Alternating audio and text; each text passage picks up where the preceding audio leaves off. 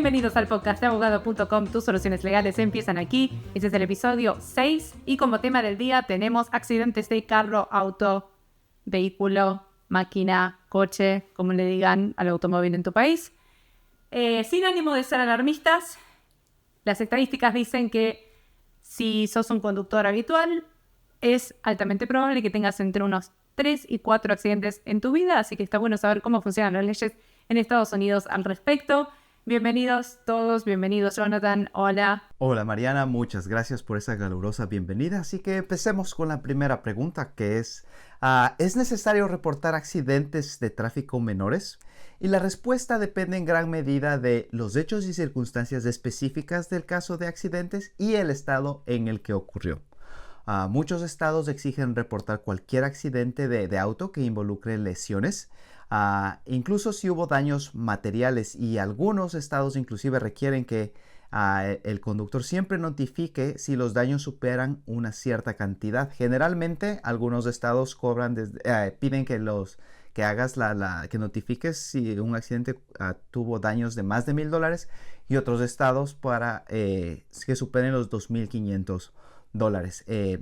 También es importante que se notifique a un policía o a los agentes de tránsito de la ciudad, de la localidad en la que estás, porque las aseguradoras van a buscar el reporte policial para saber si es que corresponde pagar o no el monto de tu aseguranza. Entonces es muy importante notificar los accidentes, inclusive si son menores, por cualquier circunstancia. Muy bien, pasamos a la próxima pregunta, que es ¿qué sucede si no reporto un accidente a mi aseguradora?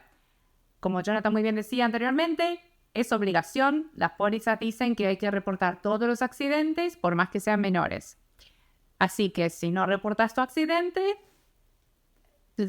las posibles consecuencias son que te cancelen la póliza o que no hagan lugar a tu reclamo.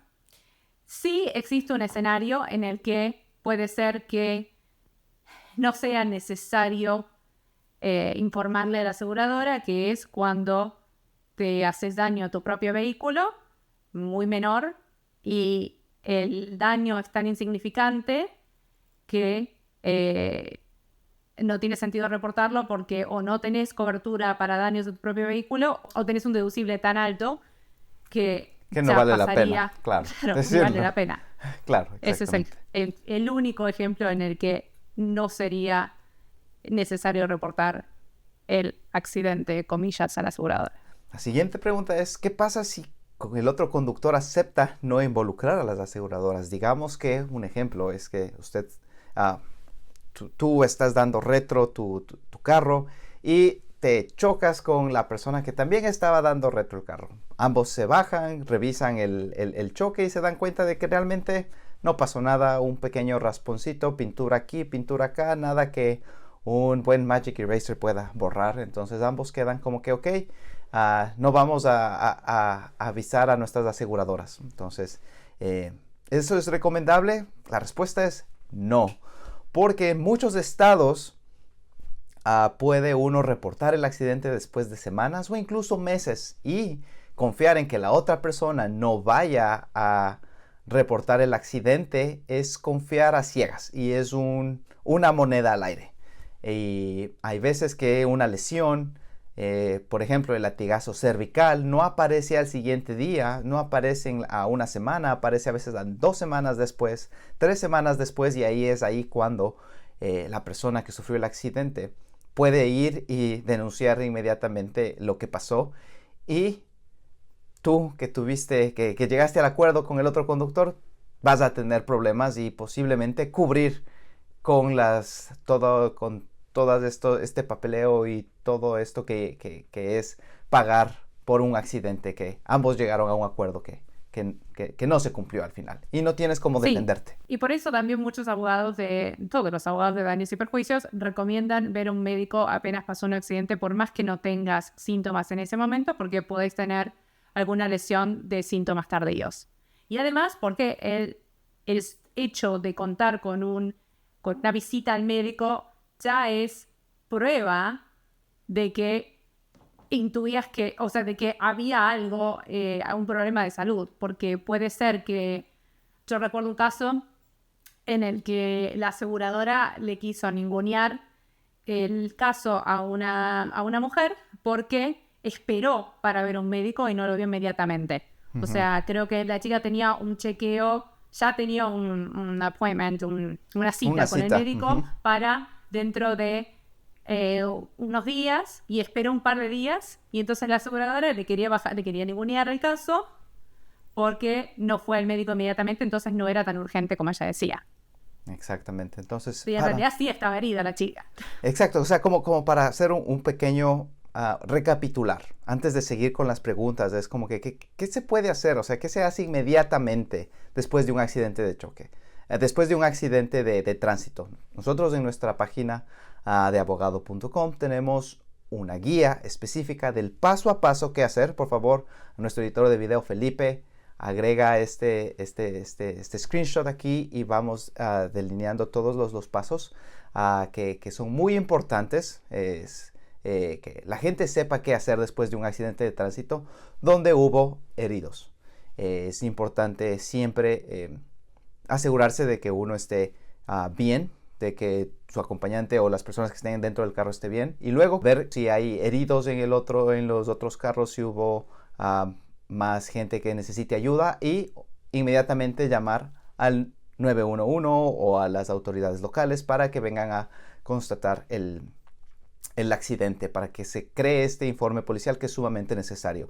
También tomar fotos del accidente para saber cómo está, cuál es el daño que pasó, porque muchas veces no es ni siquiera culpa de las personas que tuvieron el choque, sino de que hubo una mala señalética en la carretera. Entonces no fue culpa de los conductores, sino de las personas que estaban haciendo una construcción y no hicieron una buena señalética al respecto. También es importante que la gente cambie información con los otros conductores, información del número telefónico, el número de licencia de conducir, el seguro el número de seguro o la aseguranza de las otras personas involucradas dentro del accidente. También buscar gente que fue testigo del accidente, a tomar una declaración como informal diciendo qué pasó, viste qué pasó, quién tuvo la culpa, qué pasó, y tener también el nombre. Pedir los datos también. Pedir los datos, el nombre de estas personas para saber todo eso. Y después de que todo esto pase, obviamente ir, como lo decía Mariana, inmediatamente a hacerte chequear en una clínica. ¿Por qué? Porque como muchos lo sabemos, o sea, el accidente a veces, las lesiones no aparecen ese rato, aparecen mucho después, entonces es mejor chequearte. Y como decía Mariana, a veces las aseguradoras van a buscar la manera de desestimar tu caso porque no fuiste al doctor justo después de tu accidente de auto. Entonces es muy importante. Y con eso pasamos a la siguiente pregunta que tengo para ti, Mariana, es que si las personas tienen que hablar con la compañía de seguros del otro conductor. Y acá viene una respuesta que voy a ilustrar con un caso personal que me debatí antes de salir al aire hoy si lo quería compartir o no, pero lo voy a compartir y me voy a exponer, y haz lo que yo digo y no lo que yo hago. Pero la respuesta es no hay que hablar con la aseguradora del otro conductor. No estás obligado por ley a hablar con la aseguradora del otro conductor, pero sí es muy probable que la aseguradora del otro conductor te llame para obtener una declaración tuya y tratar de hacerte pisar el palito y que te autoincrimines. ¿Qué te pasó? Como Cuéntanos. una abogada creída, ególatra o, ¿cuál es la palabra? Morbosa, me divirtió, o sea, me pasó que tuve un accidente que fue culpa de la otra mujer, quiero aclararlo esto de entrada, pero me llamaron de la aseguradora de la otra conductora, y a mí me súper divirtió y le atendí el teléfono igual pensando, qué divertido voy a ver en carne propia este caso de manual, ¿no? Uno siempre escucha, no hay que atender, pero por fin voy a saber cuáles son las preguntas capciosas que hace la aseguradora del otro conductor. Y sí, es la pura verdad, eran todas las preguntas súper engañosas, súper confusas, del estilo, ¿cuánto porcentaje de tu auto miraba para tal lado y cuánto porcentaje del de ella para el otro? O esto era fue un accidente súper menor, en el que ella me pegó a mí saliendo del estacionamiento. Entonces también me pedían cuánto porcentaje yo estaba dentro o afuera. La otra que me preguntó fue, ¿por qué? ¿Hay alguna razón por la que estuviera siendo más lento? ¿Por la que yo estuviera estacionando más lento? Y yo tipo, no, yo no estaba estacionando más lento. O sea, eran todas preparadas para que yo me autoincriminara. Y llegó un momento que yo creída, mi abogada, no me vas a joder, pero sí estuvo engañoso. Sí estuvo engañoso, porque ya llegaba un momento que no sabía muy bien en qué momento favorecía mi relato o no el tema de los porcentajes. Esa parte se puso confusa. Ujú. La parte que me encantó fue cuando yo agregué en mi declaración.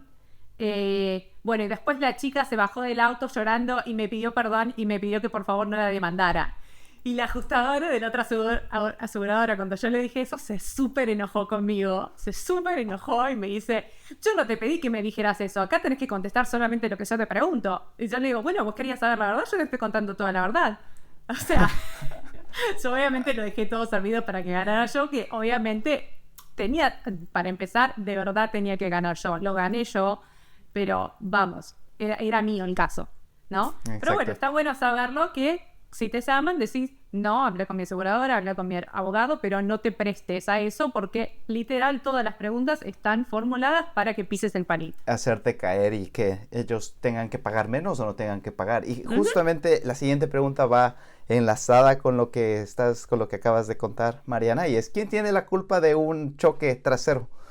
Entonces, en la mayoría de los accidentes automovilísticos por la parte de atrás o por la parte trasera, el conductor que viene detrás del auto es el que suele ser el considerado el responsable del accidente y es el que debe pagar la indemnización al auto que está delante de él.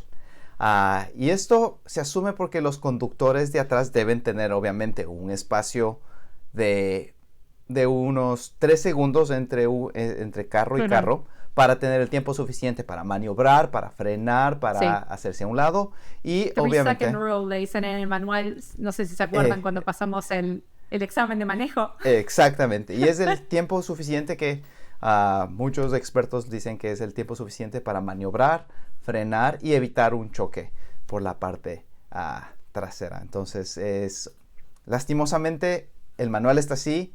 Si tú venías por detrás de un carro y terminas chocándole, lastimosamente, es tu culpa, porque así está determinado. Lo mismo pasa con los giros a la izquierda, y acá tengo otro caso práctico.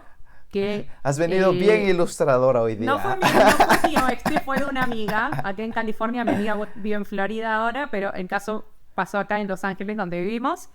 Y ella estaba girando a la izquierda en un semáforo en amarillo. O sea, ella estaba ya metida adelante, ¿no?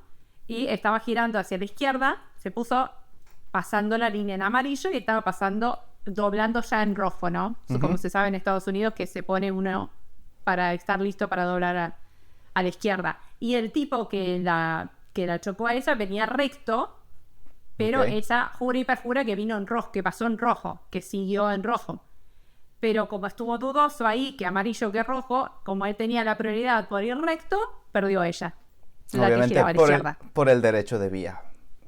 Qué pena, pero sí. Es cuando ya las leyes son así. Pero una bronca importante porque ella juraba y perjuraba que había sido en rojo y terminó perdiendo el caso. Sí, a mi hermana le pasó exactamente lo mismo. En Cincinnati, ella estaba yendo a su universidad y ella fue la que ocasionó el choque por detrás. Ella decía que venía a un límite de velocidad razonable. Lo que no contó es que estaba lloviendo. Entonces el muchacho de adelante frenó sin avisar y mi hermana frenó, pero con la lluvia estos 3 segundos no valieron. A mí también me pasó esa. Terminó chocándole. Todos los ejemplos personales. Me pasó eso en Las Vegas y lo tuve que pagar. Ahí perdí yo.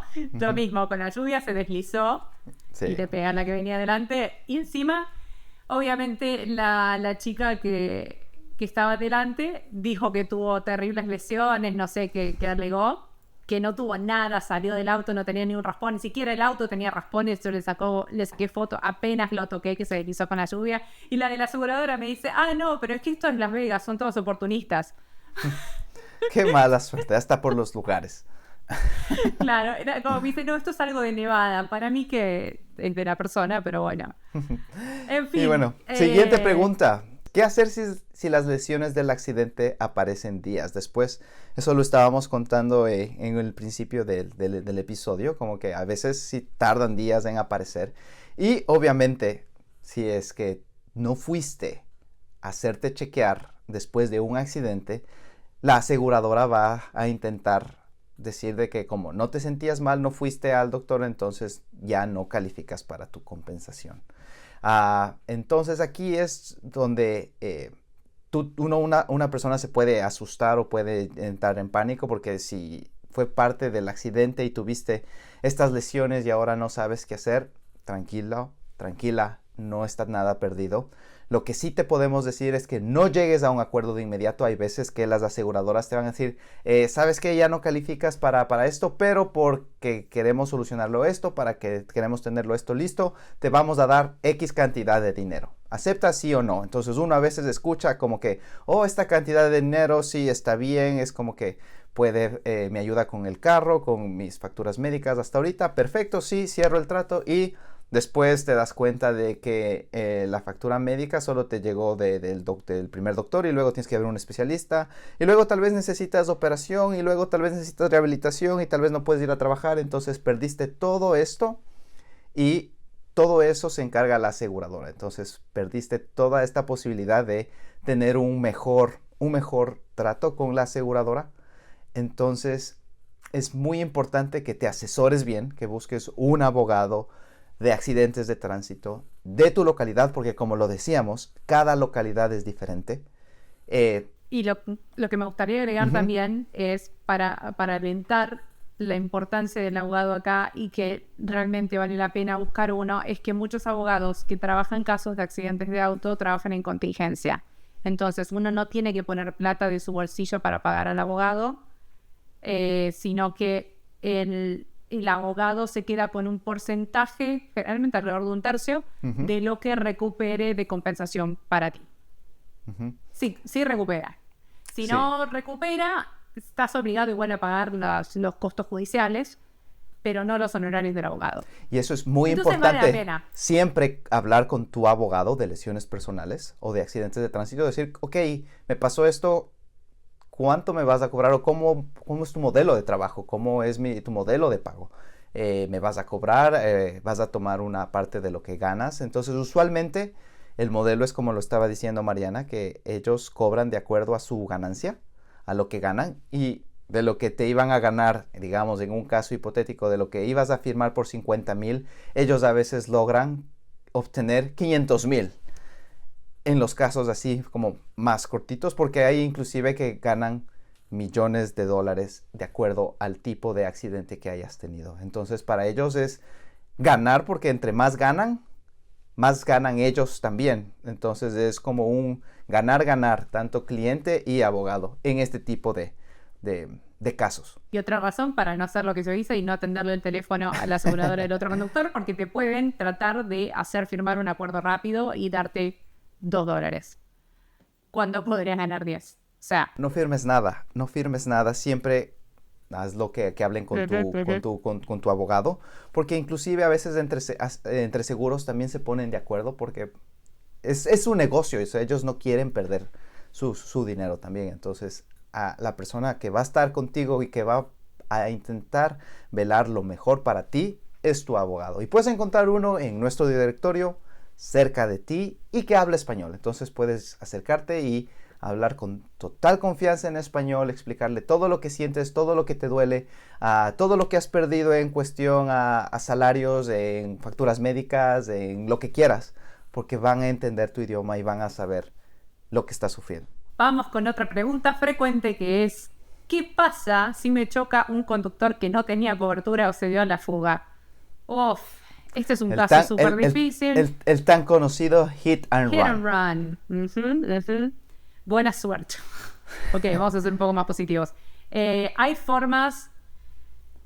Obviamente es un caso muy difícil porque el que se da la fuga algo tiene para esconder, no solo el caso en sí, seguramente. Y si bien siempre está la posibilidad de demandar a una persona que no tiene seguro. Lo más probable es que si no tiene seguro, tampoco tiene dinero que sacarle si le demandas.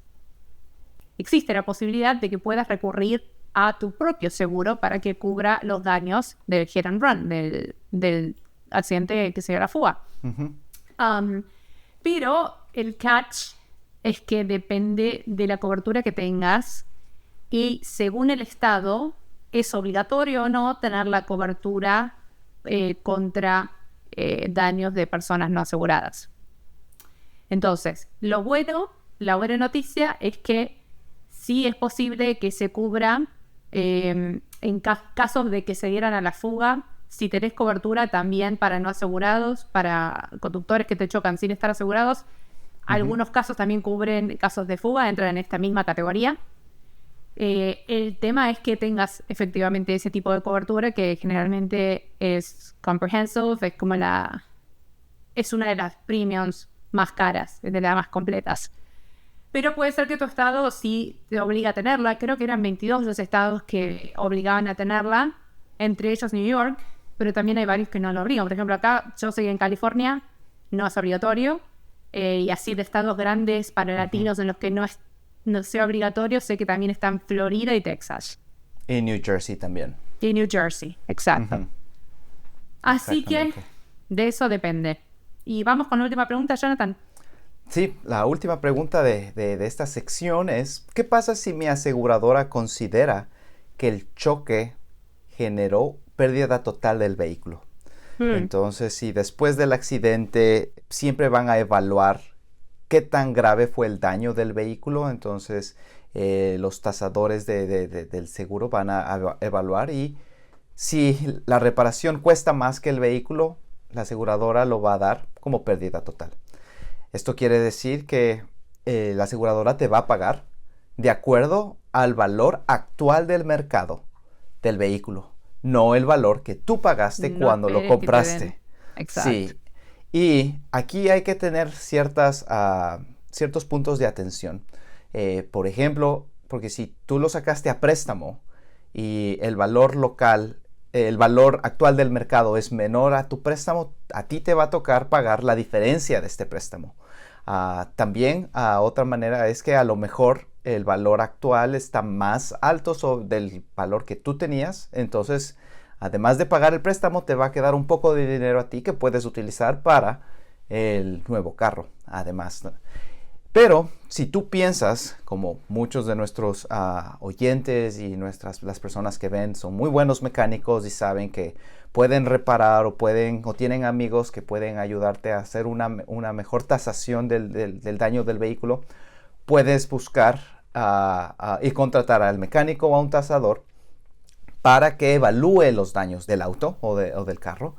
También puedes negociar con la aseguradora el tipo de daño y todo esto.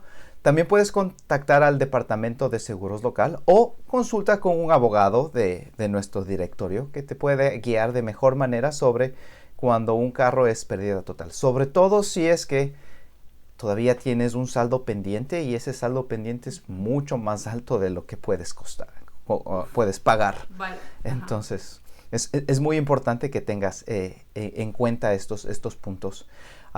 Y con eso terminamos esta sección. Gracias, Mariana, por tus ejemplos. Fueron muy útiles para... Yo sé que... Bajo del tren por enterrar tu ego. Está bien. Haz lo que yo digo, no lo que yo hago. Ya aprendí. Exactamente. Ya aprendí. Y por así creída, toca. por morbosa. Que así chusma. pasa. Así pasa. Entonces, es lo que es nomás. Y bueno, vamos a seguir con nuestro último segmento de este podcast, que es nuestro gran quiz legal. Y empezamos con la pregunta número 1, que ¿es recomendable hablar con la compañía de seguros del otro conductor para contarles tu versión de la historia y defender tu caso? ¿Verdadero o falso?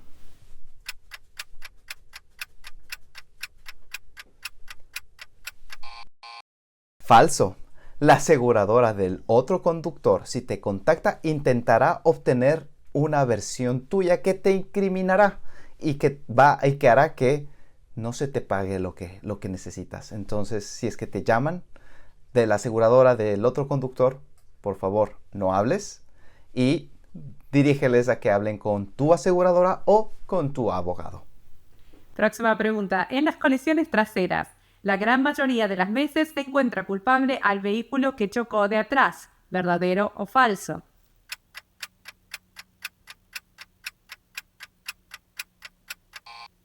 Verdadero. En la gran mayoría de los casos de colisiones traseras, el conductor que deberá indemnizar al otro es el que venía de atrás. Y vamos con nuestra última pregunta del día. ¿Nunca es obligatorio reportar accidentes menores? ¿Verdadero o falso?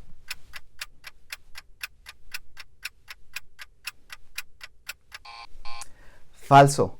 Todas las pólizas de las aseguradoras exigen que el titular de las mismas notifiquen ante sus seguros que tuvieron un accidente, sin importar la gravedad del mismo.